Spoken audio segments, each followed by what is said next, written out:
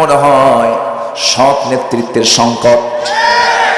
যদি সৎ নেতৃত্বের সমাজে যদি চলে আসে, ওমরের মতো একটা মানুষ যদি আমার দেশের নেতৃত্ব দিতে পারত, দেশটা জান্নাতের টুকরা হয়ে যেত। ওমরে ফারুক রাদিয়াল্লাহু তাআলা আনহু অর্ধ দুনিয়ার শাসনকর্তা, দেশ চালাচ্ছেন তিনি। ক্ষমতায় থাকা অবস্থায় রাষ্ট্রের পক্ষ থেকে একটা বোতল তিনি মধু পেয়েছেন, এক বোতল মধু তিনি নিয়ে এসেছেন বাড়িতে, প্রতিবেশীর মাঝে সমান করে ভাগ করে দিবেন।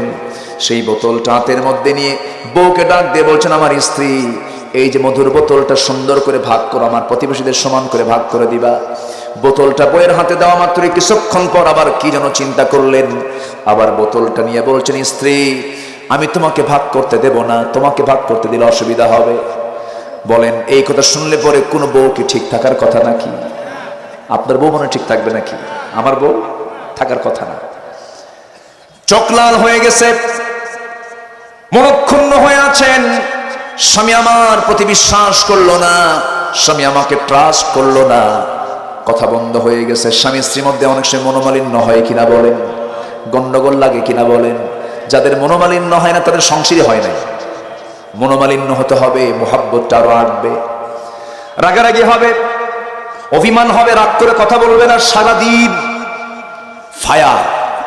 সারাদিন কি ফায়ার, চরম গরম হয়ে আছে। আপনি অফিসে চলে এসেছেন, সন্ধ্যার দিকে আপনি আস্তে করে একটা সালাম দিয়ে বলবেন, ময়না, সব ফায়ার ঠান্ডা। এটাই তো সংসার, এটাই তো জীবন। ওমরে ফারুক রাদিয়াল্লাহু তাআলা আনহু ওই বোতলটা নিয়ে করলেন কি, প্রতিবেশীর বাড়িতে চলে গেলেন, আরেকজনকে দায়িত্ব দিয়ে বললেন, শোনো, এটাকে সমান করে ভাগ করে আমার যে অংশটুকু আমাকে দিয়ে যাবা। সে অংশটুকু তার হাতে নিয়ে তিনি এবার বউকে দিয়ে বলছেন, এই যে আমাদের মধুর অংশ, তুমি এটা নিয়ে নাও। বউটা মন খারাপ করে বলছে, আমি কি ভাগ করতে পারতাম না? আপনি আমাকে অবিশ্বাস করলেন কেন? সাইয়েদনা ওমরে ফারুক বলছেন, আমার স্ত্রী, আল্লাহর কসম করে বলি, আমি তোমাকে সম্মান করি, তুমি আমার সন্তানদের মা, তোমাকে সম্মান করা আমার দায়িত্ব। আমি তোমাকে রেসপেক্ট করি, তুমি আমার স্ত্রী, মর্যাদা তোমার। তোমার কাছে আমার যৌবন, তোমার কাছে আমার জীবন যৌবন। আমি তোমাকে সম্মান করবো না তো কাকে সম্মান করব? বিশ্বাস করি আমি তোমাকে। কিন্তু এই মধুটা যখন ভাগ করতে যাবে তুমি, মধু তো পানির মতো লিকুইড জিনিস, তরল জিনিস। মধু ভাগ করতে গিয়ে কিছু মধু তোমার হাতে লেগে যাবে, সেটা 2 ফোঁটা হোক আর 3 ফোঁটা হোক। এই 2 ফোঁটা 3 ফোঁটা মধু আমাদের ভাগে বেশি আসুক, আমি আমার মনে করি নাই, মনে করে আমি এই মধু ভাগের দায়িত্ব আমি অন্যজনকে দিয়ে আমি টেনশন মুক্ত হয়ে গেছি। যেরকম সুবহানাল্লাহ। আর এখনকার নেতাদের মধ্যে শুধু পুকুর চুরি না, সাগর চুরি। বাস্তব কথা, ওপেন কথা। এই চিত্রগুলো কেন হচ্ছে? ওমরের মতো শাসন নাই। ওমর রাদিয়াল্লাহু তাআলা আনহু জনগণকে দেখার জন্য বের হয়ে যেতেন, জনগণের অবস্থাগুলোকে বোঝার জন্য বের হতেন। জনগণ কেমন আছে তিনি জনগণকে চেক করতেন, জনগণ আমাকে চাই কিনা। জনগণ আমাকে যদি চাই আমি থাকবো, না চাইলে আমার থাকার কোনো দরকার। কিন্তু আজকে যে একবার চেয়ারে বসে সুপারগুলো আটা দিয়া, কিগুলো সুপারগুলো আটা দিয়া বসে, সারাসারি নাই। কিন্তু ওমরে ফারুক রাদিয়াল্লাহু তাআলা আনহু করতেন কি? ওমরে ফারুক রাদিয়াল্লাহু তাআলা আনহু জনগণের মন পালস বোঝার জন্য একাকী বের হতেন। লোকও লাগতো না, কোনো প্রটোকল লাগতো না, তিনি একা একা বের হতেন। কারণ তার মধ্যে সৎ সাহস আছে না নাই? আছে। তিনি বের হতেন। একটা রাতের কথা মনে হয়ে গেল, একটা রাতে তিনি বের হলেন, প্রতিবেশী এক ঘরে না খাওয়া বাচ্চা, আটার বস্তা নাই, নিজে আটার বস্তা বহন করে বাড়িতে পৌঁছায় দিলেন বিধবার ঘরে। এক বাড়িতে বাচ্চা হচ্ছে না, ডেলিভারি হচ্ছে না, নার্স নাই, নিজের বউকে ঘর থেকে ধরে নিয়ে নার্স বানায় ঘরের মধ্যে ঢুকায় দিলেন। আবার তিনি আরেকটা বাড়ির সামনে গিয়ে দাঁড়ালেন, কোন একটা মহিলা গুনগুন করে বিরহের গান গাচ্ছে। এই বিরহের গান তো শোনা জায়েজ নাই, বলাও জায়েজ নাই। শেষ রাতে নামাজ না পড়ে এই কাজটা কে করে? সঙ্গে সঙ্গে তিনি প্রশ্ন করছেন, কে বলছো, কোন মহিলা? সঙ্গে সঙ্গে ভিতর থেকে আওয়াজটা বন্ধ হয়ে গেছে। ওমরে ফারুক তো সমস্ত প্রশাসকের তিনি বড় প্রশাসক। তিনি দরজায় নক করলেন, দরজা খুলে না। ঘরের পিছন দিকে চলে এলেন, খেজুর পাতার ছাউনি, খেজুর পাতার বানানো বেড়ার ঘর, আস্তে করে টান দিলেন, ভিতরে ঢুকলেন। ভিতরে ঢুকে দেখেন প্রদীপ জ্বালানো, একজন মহিলার সামনে দাঁড়ায় আছে, মাথায় কাপড় দেওয়া, বোরকা পরা, শালীন পূর্ণ পোশাক পরা। ওমর ফারুক বলছেন, মহিলা তুমি মুসলিম জনপদে গান গাও কেন? ওই মহিলা বলছে, ঠিক আছে আমি গান গেয়েছি, এটা আমার জন্য বড় অপরাধ হতে পারে, কিন্তু আপনি পুরুষ, আপনি আমার ঘরের মধ্যে ঢুকলেন, আপনি তো পর পুরুষ, আপনি অনুমতি নিলেন না, সালাম দিলেন না, ঘরের মধ্যে ঢুকে আপনি একটা দুইটা নয় 4-4টা বড় বড় অপরাধ করে ফেলেছেন। আমি আপনাকে ছাড়বো না, আমি আপনার বিরুদ্ধে মামলা দেব। কার আদালতে মামলা দিবা? বলতেছে, আমি আগামীকাল সকালবেলা হওয়ার সঙ্গে সঙ্গে এই জনপদের শ্রেষ্ঠ একজন শাসক, খুব ভালো মানুষ, ওমরের আদালতে গিয়ে তোমার বিরুদ্ধে মানহানির মামলা দায়ের করব। ওমরে ফারুক বলছেন, ও মহিলা, আমার জানা মতো আমি জানি, আমি তো জানি আমার জানা মতে ওমরের মতো ভালো, ওমর তো ভালো মানুষ না, খুব একটা জুতের মানুষ না। এবার মহিলা খেপে গিয়ে বলতে, দোষ আরেকটা যোগ হলো। যেরকম আল্লাহু আকবার। তারা জনগণের পালস বোঝার জন্য যেতেন, আর এখন যদি কেউ পালস বোঝার জন্য একলা একলা আসে, কাবাবার সালাদ বানায় ছাড়বে। কষ্ট হচ্ছে আপনাদের? হযরত ওমর ফারুক রাদিয়াল্লাহু তাআলা আনহু এবার মহিলাকে বলছেন, মহিলা দোষ কি কি করেছি আমি পরে বলছি, তুমি কেন গুনগুন করে গান গাও? এবার মহিলা বলতেছে, গান গাওয়ার কারণ হলো 4 মাস যাবত আমার স্বামীর সঙ্গে আমার বিয়ে হয়েছে, মাত্র 3 দিন 3 রাত কাছে পাইছি। এই জনপদের খলিফা ওমর ফারুক তার লোকজন আমার স্বামীকে নিয়ে চলে গেল সীমান্ত প্রহরায়, বিজিবিতে নিয়োগ দিল, সীমান্ত প্রহরায় নিয়োগ দিয়া দিল। সেই সীমান্ত প্রহরায় সে আজকে 4 মাস আমার স্বামীর কোনো খবর নাই, কোনো খোঁজ খবর নাই। রাত্রেবেলা ঘুম ভেঙে গেছে, আমার মধ্যে স্বামীর প্রেম জেগে উঠেছে, স্বামীর প্রতি আমার বৈধ টান আসতেই পারে, স্বামীকে কাছে পাওয়ার জন্য আমি গুনগুন গুনগুন করে বিরহের গান গাচ্ছি। ওমর ফারুক কেঁদে কেঁদে মাথা নিচু করে মনে মনে চিন্তা করছেন, দোষ তো আরেকটা যোগ হলো। যেরকম সুবহানাল্লাহ। কি শাসক তারা ছিলেন, যেরকম সুবহানাল্লাহ। ওমর কি আগে ভালো মানুষ ছিলেন নাকি? আগে ভালো মানুষ ছিলেন? যে লোক রাসূলকে মারতে দেয় সে কি ভালো? রাসূলকে মারার জন্য যে ওমর যায়, সে ওমর কি মানুষ হয়ে গেলেন? কিসের কারণে? সেই কোরআন আজও আছে না নাই? আজও আছে না নাই? কোরআন দিয়ে আমরা জীবন চালাবো, কোরআন দিয়ে নেতৃত্ব গড়ে তুলবো, কোরআন দিয়ে সমাজ গড়ে তুলবো, কোরআন দিয়ে সব কিছুর ফয়সালা হবে। এ মতের পক্ষে রাজি আছেন কারা কারা? হাত উঁচু করে দেখান মুসলমান।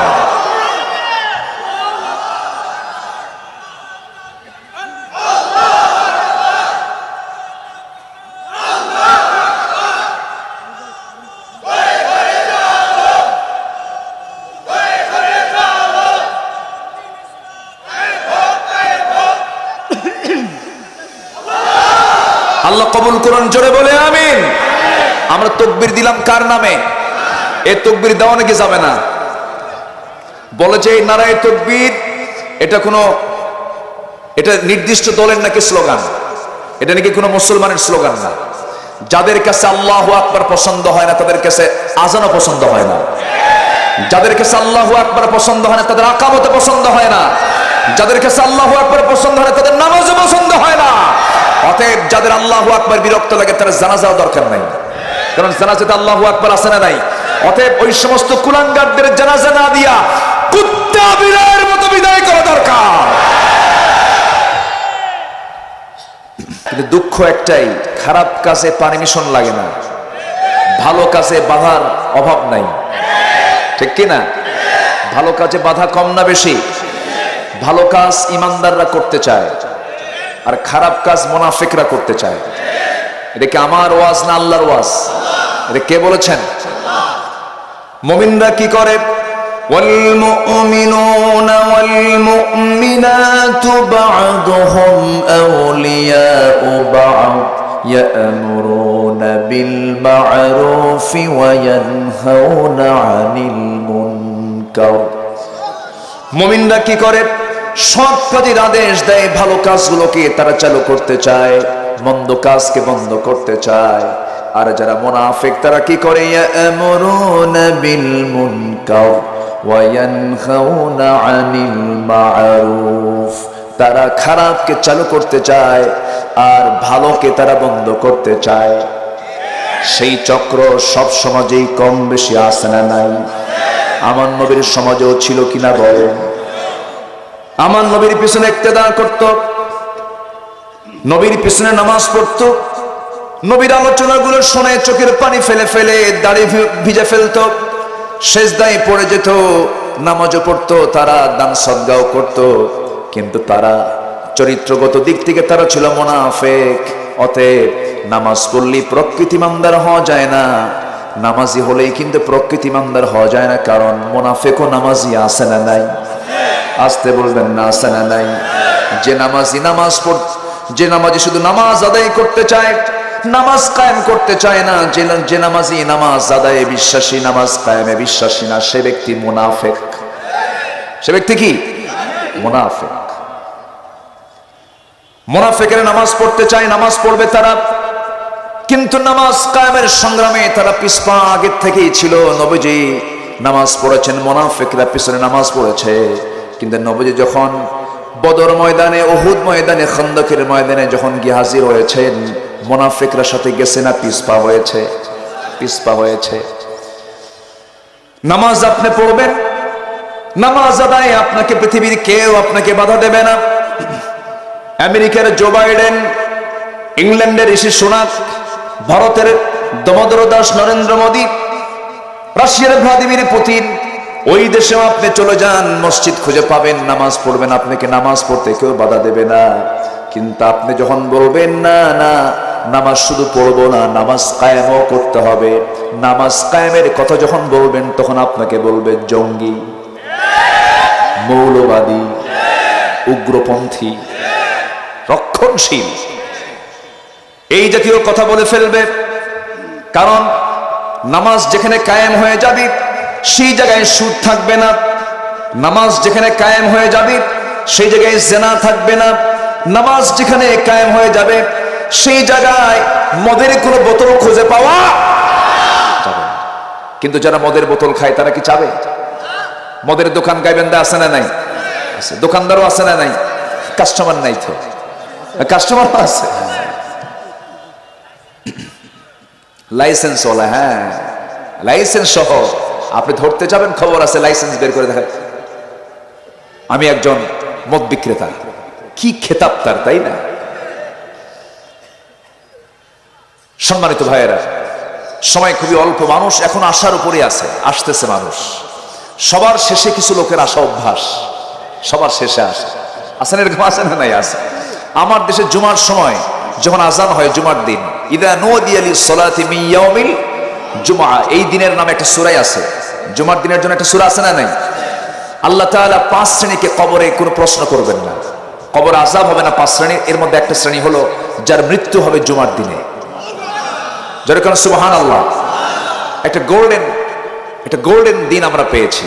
এবং যে সময় আমরা আলোচনা করছি এই সময়টা হাদিসে এসেছে, এই সময়টা দোয়া কবুলের সময়। যারা কেন সুবহানাল্লাহ। এবং আল্লাহ তাআলা জুমার দিনটাকে 7 দিনের শ্রেষ্ঠ দিন হিসেবে ঘোষণা করেছেন। 7 দিনের নেতা হলো জুমার দিন। মাসের মধ্যে শ্রেষ্ঠ মাস হলো রমজান, দিনের মধ্যে শ্রেষ্ঠ দিন জুমার দিন। আর বছরের জন্য শ্রেষ্ঠ দিন হলো আরাফার দিন। কিসের দিন বলেন? আরাফার দিন, ইয়াউম আরাফা। সম্মানিত ভাইয়েরা, হ্যাঁ ঈদ তো দুটো আসি আমাদের জন্য, কিন্তু ঈদের কত আনন্দ, তার চেয়ে বেশি আনন্দ এখন ফিফা, তাই না? গোটা দুনিয়াতে এখন চলছে মিলিটারি ওয়ার দিয়ে, মিলিটারি যুদ্ধ দিয়ে যতটুকু না মানুষ দখল করতে পেরেছে, তার চাইতে বেশি দখল হচ্ছে এখন হলো কালচারাল ওয়ার দিয়ে, সাংস্কৃতিক যুদ্ধ দিয়ে মোকাবেলা করছে।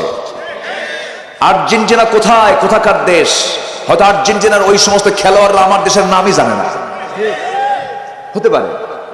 বিশ্বের মানচিত্রে 50 কোটি 10 লক্ষ বর্গ মাইলের এই দুনিয়ার এই মানচিত্রে বাংলাদেশ ছোট্ট একটা জায়গা, এই দেশের নাম অনেকে জানেও না। সেই আর্জেন্টিনার একজন খেলোয়াড়ের নাম সহ, জার্সি সহ, আমার আপনার ঘরের ছোট্ট বাচ্চা ঘরের মধ্যে জার্সি পরে বসে আছে। কত বড় যুদ্ধ চিন্তা করে। এটা হচ্ছে কালচারাল ওয়ার, সাংস্কৃতিক যুদ্ধ। ব্রাজিল আর্জেন্টিনার খেলা হচ্ছে হলো কাতারে, আর আমার দেশে ব্রাজিল আর্জেন্টিনা 2 গ্রুপের সংঘর্ষে ব্রাহ্মণবাড়িয়ার 3 জন শহীদ। এগুলো মানুষ না কাউ, আল্লাহ জানে। আছে না নাই? এটা কিন্তু কম নেশা নয়। বান্দা ফজরে জাগা পায় না, ফজরে জাগা পায় না, হুজুর ঘুম, ফজরে জাগা পায় না, কিন্তু খেলা হবে রাত 3টায়, উনি 2:30টায় তাহাজ্জুদের হালতে বসে আছে। আছে না নাই? আসলে জাগা পায় না, না জাগে না, জাগা পায় না, না জাগে না, জাগে না। আল্লাহ তাআলা প্রত্যেকটা মাথার ভিতরে অ্যালার্মের একটা ডিভাইস দিয়েছেন, অ্যালার্মের ডিভাইস সেট করেছেন মাথায়। কেউ যদি সেই মাথার ভিতরের যে অ্যালার্ম আছে ওটাকে যদি অন করে ঘুমিয়ে পড়ে, আমাকে 5:45 ফজর নামাজের জন্য উঠতে হবে, ওই বান্দা সেই সময় জায়গা পেয়ে যাবে। বলি আলহামদুলিল্লাহ। তাহলে আমরা এখানে বসেছি আজকে কোরআনের আসরে। কিসের আসরে? কোরআনের উৎসবে বসেছি। আজকে বিশেষ একটি দিন। একটা সূরা আছে বিজয়ের সূরা। কি সূরা বলেন? বিজয়ের সূরা। ফাতাহ মানে হলো বিজয়। সূরাতুল ফাতাহ আছে না? ইন্না ফাতাহনা লাকা ফাতহাম মুবিনা, আমি আপনাকে সুস্পষ্ট বিজয় দিয়েছি। তাহলে বিজয়ের নামে যদি সূরা থাকে, বিজয় দিবস কেমনে পালন হবে সেটার তো ওয়াজ ওখানে বাদ পড়ছে। আছে না নাই? আছে না নাই? আচ্ছা, কিন্তু সেই ওয়াজ কি শোনা হয়? বিজয় দিবসটা পালন করবেন কেমনে? বিজয় দিবস পালন করার জন্য ঢোল তবলা তো নয়। বিজয় দিবসটা আল্লাহ রাব্বুল আলামিন বান্দাকে দিয়েছেন। বিজয় তো আল্লাহর হাতে, বিয়াদিকাল খাইর, সকল কল্যাণ তো আল্লাহর হাতে। সেই সময় বান্দা কি করবে? বিজয়ের দিন যখন চলে আসবে, বিজয় দিবস কেমন করে পালন করবে? আল্লাহ রাব্বুল আলামিন বলেন, ইদা জাআ নাসরুল্লাহি ওয়াল ফাতহ ওয়া রাআইতান নাসা ইয়াদখুলুনা ফি দীনিল্লাহি আফওয়াজা ফাসাব্বিহ বিহামদি রাব্বিকা ওয়াস্তাগফিরহু ইন্নাহু কানা তাওয়াবা।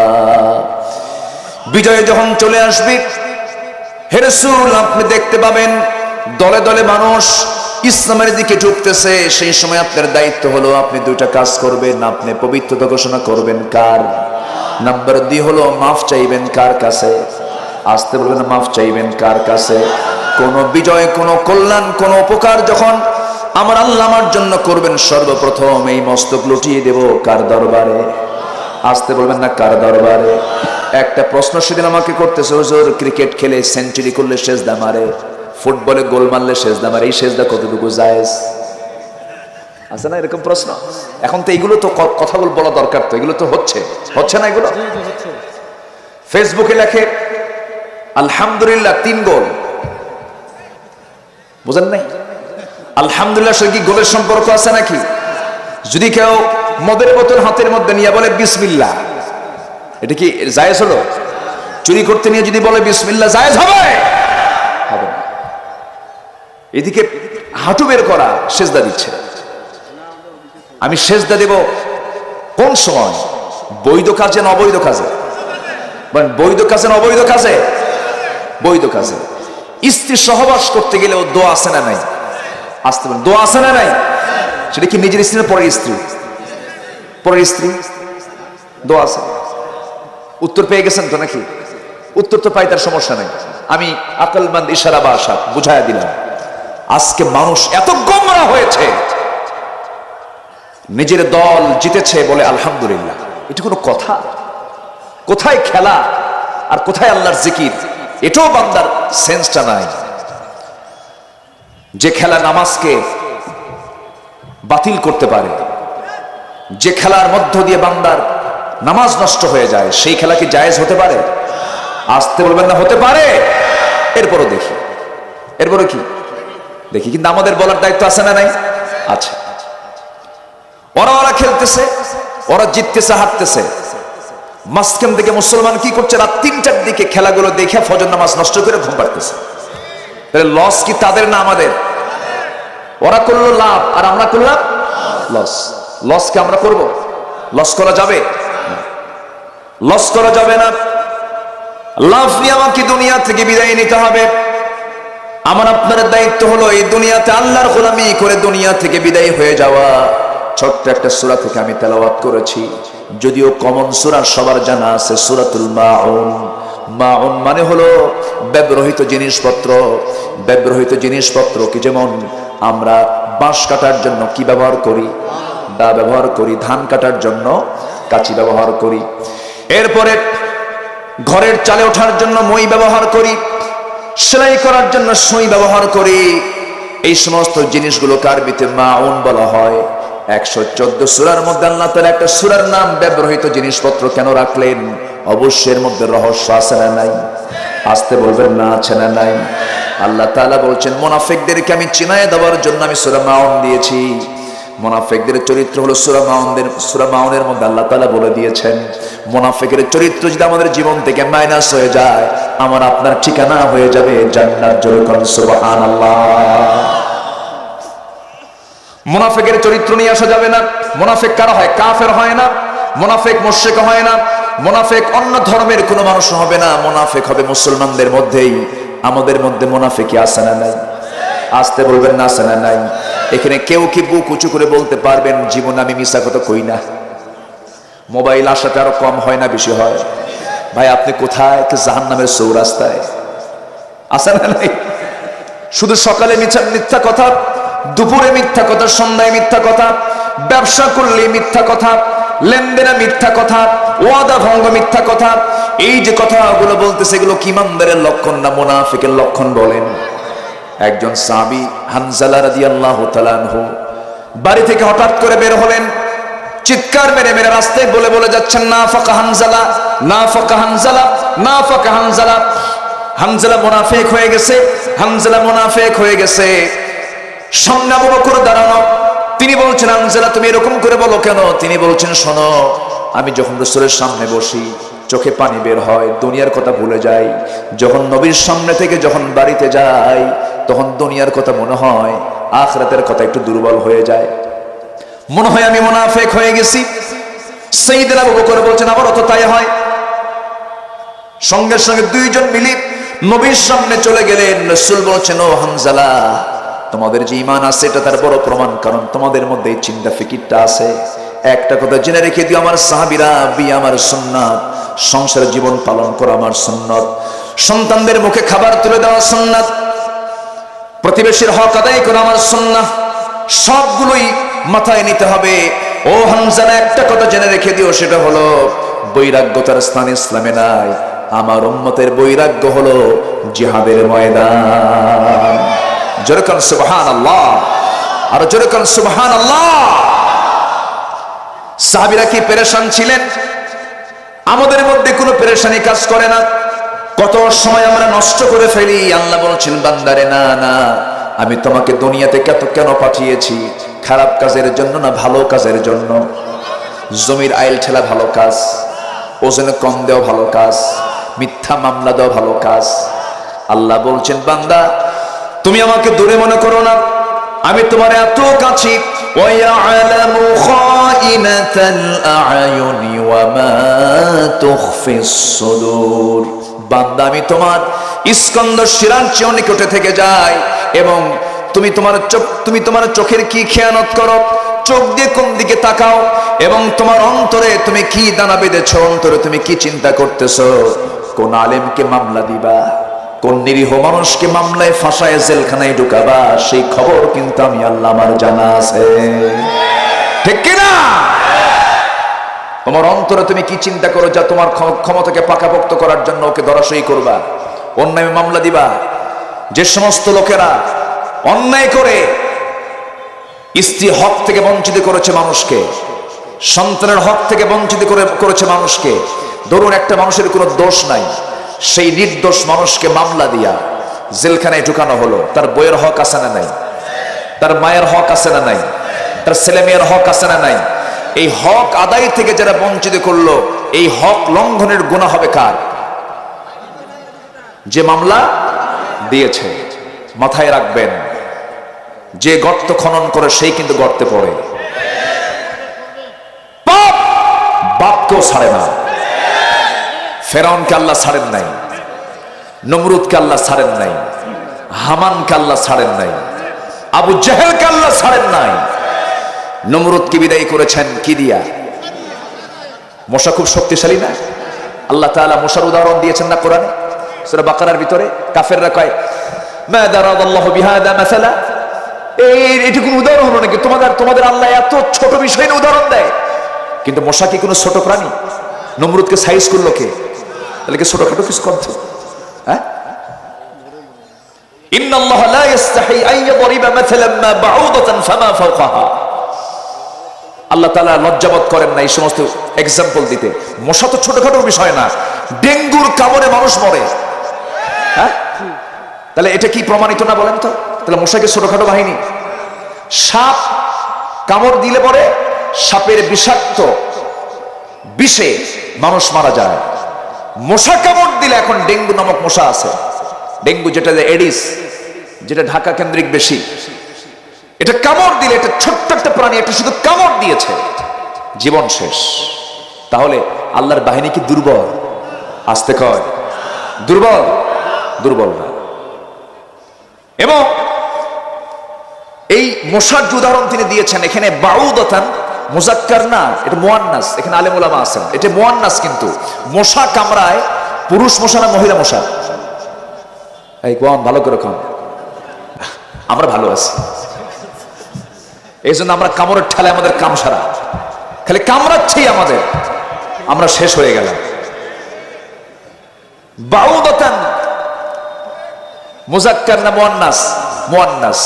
তাহলে দেখেন, কোরআন যদি রাসূল কর্তৃক যদি রচিত হতো, অনেকে বলে যে মুহাম্মদ রচিত কোরআন, পুরুষ মশা কামড়ায় না স্ত্রী মশা কামড়ায়, এই গবেষণা কি 1400 বছর আগের না হালের? হালের গবেষণা এটা, আমরা জানতাম না তো। সায়েন্স প্রমাণ করেছে, মশা কিনে গবেষণা করে এই সময় এসে আমরা জানতে পেরেছি যে স্ত্রী মশা কামড়ায়, পুরুষ মশা কামড়ায় না। অথচ আল্লাহ তাআলা আজ থেকে 1500 বছর আগে তথ্য রাসূলকে জানিয়ে দিলেন মহিলা মশা মানুষকে কামড়ায়। আল্লাহু আকবার বলো। আচ্ছা, মাকড়সার উদাহরণ কোরআনে আছে না নাই? মাকড়সা একটা সূরায় আছে, সূরাতুল আনকাবুত। কাফিরদের চক্রান্ত হলো মাকড়সার বাসার মতো। সবচেয়ে দুর্বল বাসা হলো মাকড়সার বাসা। একটু ফু মারলেই, একটু বাতাস আসলেই সব শেষ হয়ে যায়। এটা তো শুধু আমাদের বাহ্যিক একটা উদাহরণ। সায়েন্সের একটা গবেষণা এসেছে, আল্লাহ তাআলা এখানে মাকড়সার সঙ্গে কেন আল্লাহ তাআলা এই উদাহরণটা যোগ দিলেন, এর কারণটা কি? এর কারণ হচ্ছে মাকড়সা এবং পুরুষ এবং স্ত্রী এই দুজনের সংসার টিকে না। কেন টিকে না? স্ত্রী মাকড়সা পুরুষ মাকড়সাকে কামড় দিয়ে শেষ করে দেয়। তাহলে যে সংসারে স্ত্রী স্বামীকে মারে, সে সংসার কি মজবুত না দুর্বল? কাফিরদের ষড়যন্ত্র হলো মাকড়সার পরিবারের মতো। আল্লাহু আকবার বলবেন না? তাহলে আল্লাহ তাআলার এই উদাহরণগুলো কিয়ামত পর্যন্ত ব্যালেন্স কিনা বলেন? কিয়ামত পর্যন্ত। আল্লাহু আকবার বলেন। আমার ভাইয়েরা, কোন ষড়যন্ত্র টিকবে না। আল্লাহ তাআলা বলেছেন ওয়া মাকারু ওয়া মাকারাল্লাহ ওয়াল্লাহু খায়রুল মাকিরিন। তোমরা কৌশল করো, আল্লাহ হচ্ছেন উত্তম কুশলী। আল্লাহ যাকে ধরবেন তাকে ছাড়বেন। যে আল্লাহ নমরুদকে ন্যাংরা মশাতে বিদায় করেছেন, যে নমরুদ ইব্রাহিম আলাইহিস সালামকে আগুনে পুড়ে মারতে চেয়েছিল, যে ফেরাউন মুসা আলাইহিস সালামকে পানিতে ডুবে মারতে চেয়েছিল, ফেরাউন মরেছে না মুসা মরেছেন? ফেরাউন কিন্তু পানিতে ডুবে মরেছে। নমরুদ আগুনে পুড়ে মারতে চেয়েছিল আল্লাহর খলিল ইব্রাহিমকে, আল্লাহ তাআলা নমরুদকে ন্যাংরা মশার বাহিনী দিয়ে শেষ করে দিয়েছেন। ফেরাউনকে আল্লাহ তাআলা ওয়াগরাকনা আলা ফিরাউন পানিতে চুবায়ে মেরেছেন। আবু জাহেলের মতো একজন এই উম্মতের ফেরাউনকে আল্লাহ তাআলা মুআজের মতো ছোট্ট নাবালক বাচ্চার হাতে শেষ করে দিয়েছেন। তুমি যত বড় শক্তিশালী হও না কেন, আমার আল্লাহ যদি সিদ্ধান্ত নিয়ে নেন, মুহূর্তের মধ্যে তুমি খতম হয়ে যাবে। ঠিক কি না? অতএব জুলুম চলবে না। আমি সবাইকে আহ্বান জানাবো, আমরা সবাই মানুষ, আমরা সম্প্রীতি ভালোবাসা নিয়ে থাকতে চাই। মামলা নয় আপোষ করুন, যুদ্ধ নয় শান্তি প্রতিষ্ঠা করুন, গন্ডগোল নয় ভ্রাতৃত্ব করুন। ইন্নামাল মুমিনুনা ইখওয়া ফাসলিহু বাইনা আখওয়াইকুম। মুমিনরা হলো ভাই ভাই, ইসলাহ করে নাও, সংশোধন করে নাও, মামলা হামলা দিও না। খুন খারাপি করো না, অবস্থা ফেরাউন নমরুদের মতোই হবে। অন্যের মোকাবেলা করতে রাজি আছেন কারা কারা? হাত উঁচু করে দেখান মুসলমান।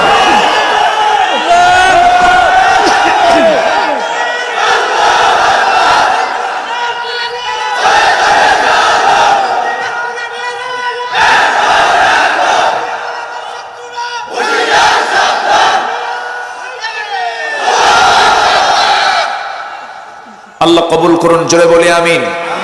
কষ্ট পাচ্ছেন? আমার হাতে এখনো পর্যাপ্ত সময় আছে। যে সময় আছে এই সময়ে কলিকাতা যাওয়া সম্ভব। কি কথা বোঝা গেল কি? হ্যাঁ, কলিকাতা যাওয়া। আমার এখানে একজন ভাই আছেন, অ্যাপোলো ভাই। অ্যাপোলো ভাই কই? অ্যাপোলো 11 তো আছে এখানে। অ্যাপোলো 11 এর গতি হলো ঘন্টায় 39,000 কিলোমিটার। মাসে ফাঁসি হয় না, বছরে ফাঁসি হয়?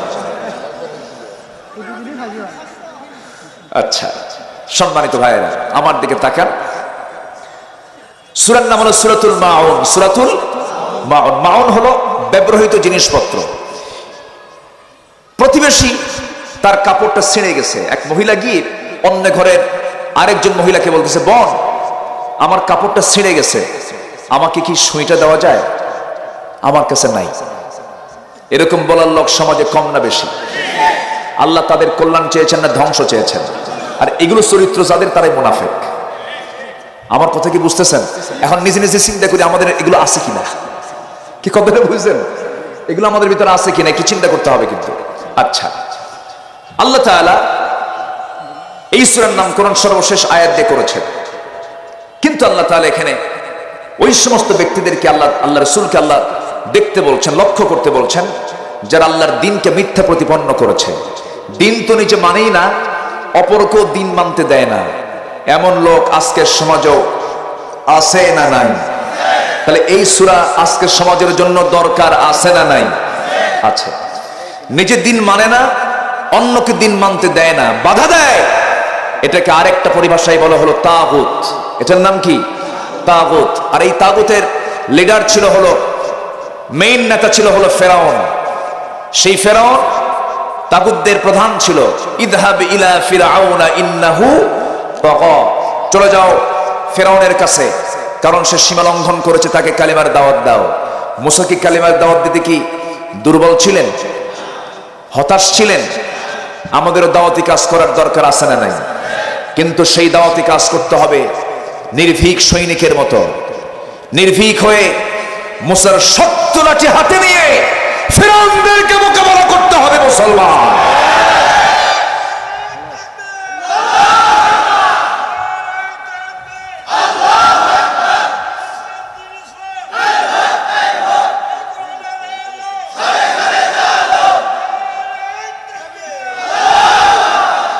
আপনি পালাবেন, আপনি পিছনে চলে আসবেন, বিপদ আরো কমবে না বাড়বে? কমবে না বাড়বে? কার কথা? আসতে বলবেন না, কার কথা? 2023 সাল দুর্ভিক্ষের বছর। শুনেছি কিনা? শুনছি কিনা? শুনেছি। তাহলে এই দুর্ভিক্ষ বিশ্ব সংকট, গোটা পৃথিবীতে একটা মহা সংকট চলছে, এটা আমরা স্বীকার করছি। কিন্তু এই সংকটের জন্য দায়ী কি আল্লাহ? এই সংকটের জন্য দায়ী কারা? বলেন কারা? আমরা। রাশিয়া ইউক্রেন যুদ্ধ করার খুব রহমত তো, তাই না? খুব দরকার যুদ্ধ করা। ওটা কি না খেয়ে থাকার যুদ্ধ?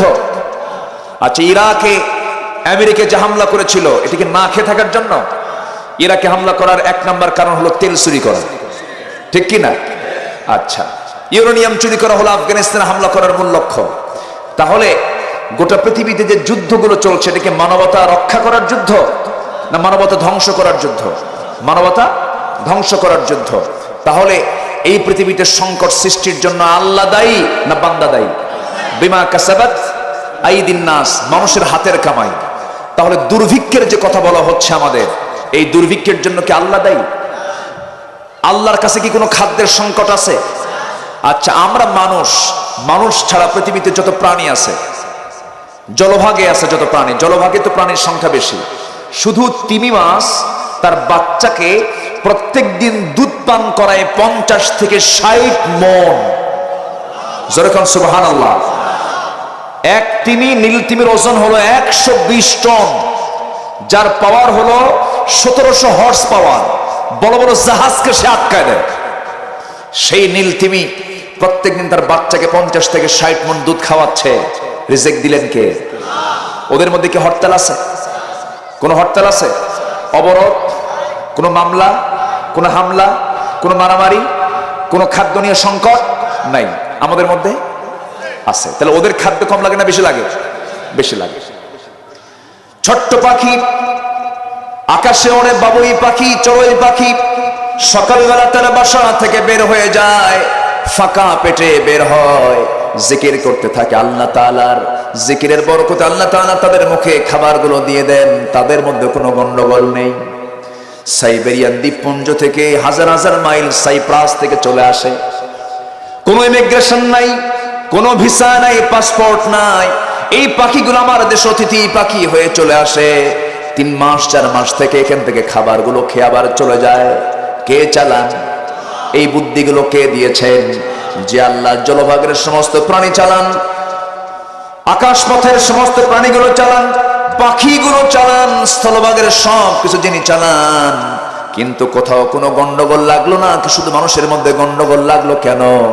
খাদ্যের তো সংকট নেই, সংকট হলো বন্টনের সংকট, সংকট হলো নেতৃত্বের সংকট।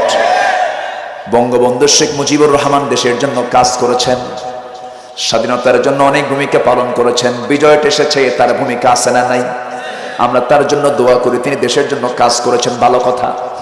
কিন্তু ওনার কিছু কিছু কথা আমার হৃদয় এখনো দাগ কাটে না। তিনি বুঝতে পেরেছেন, আফসোস করেছেন, ঠোঁট শুধু কামড় মেরে মেরে আফসোস করে কিছু কথা বলেছেন।